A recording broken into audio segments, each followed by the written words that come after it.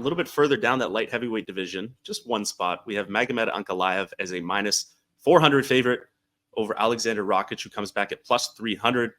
Really, really good, high-class tilt, potential title eliminator. John, the line suggests Ankalaev is well-positioned to win, but even Magomed himself, admitted that this is going to be a really tough fight. Can you tell us a little bit about why Rakic could pose some difficulties or toward Ankalaev, or is just a talented fighter in general? Yeah, I mean, he's a well-rounded guy, Alexander Rakic, the Austrian. He's really big. He's really good. He's definitely a knockout artist. He has mettle. He has a good cardiovascular base.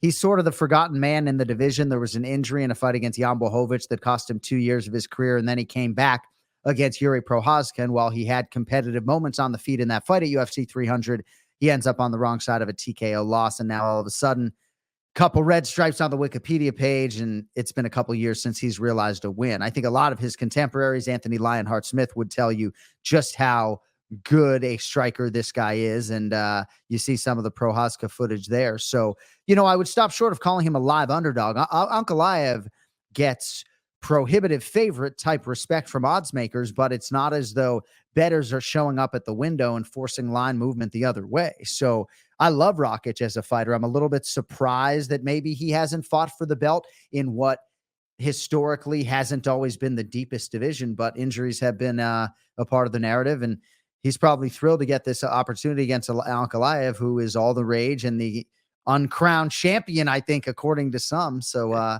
yeah, we'll see how it goes come 26 October.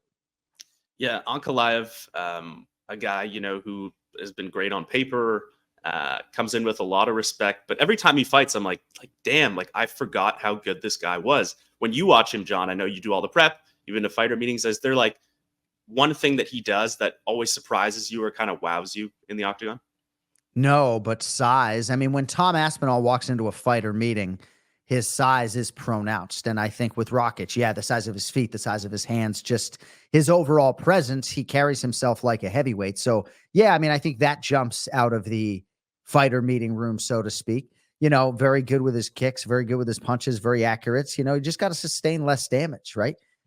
Just keep that guard high. And I think you'll see that he'll be pretty defensively responsible here. But Ankalaev is just a guy who brings the fight forcibly in a lot of different areas. And I think it's an interesting challenge for Rakic, who isn't quite as nimble on the feet as Ankalaev, but he's an absolute force in his own right and a bull. And he's a big name. He deserves the fight, but he needs a win desperately to keep those championship aspirations alive. For sure. And should, Ankalaev get past Rakic again, there's no guarantee of that. But how do you feel like his style clashes with the current light heavyweight champion, and Alex Pereira? He has the kickboxing looks. He would presumably, be vulnerable to takedowns, but Magomed brands himself as a striker kind of who has to wrestle, if he needs to. I believe him, John. I believe if Pereira and Magomed got in the cage, I believe we could see 5 rounds of striking. How would you envision that fight? It's interesting. And there are look-ahead lines that have Magomed Ankalaev, I guess, out there as a betting favorite in a proposed setting against the light heavyweight champion, Alex Pereira. I would imagine some Pereira money would come in. I understand why people are bullish on Magomed Ankalaev, his ability to mix it up, his ability to clinch, his ability to strike if and when the fight does get to the ground. But you're right, he is not some prolific takedown artist or some offensive wrestler. He does fancy himself a striker, and he does not have a singular career win by submission. So it could be a great kickboxing affair, and Ankalaev is very proficient in that area.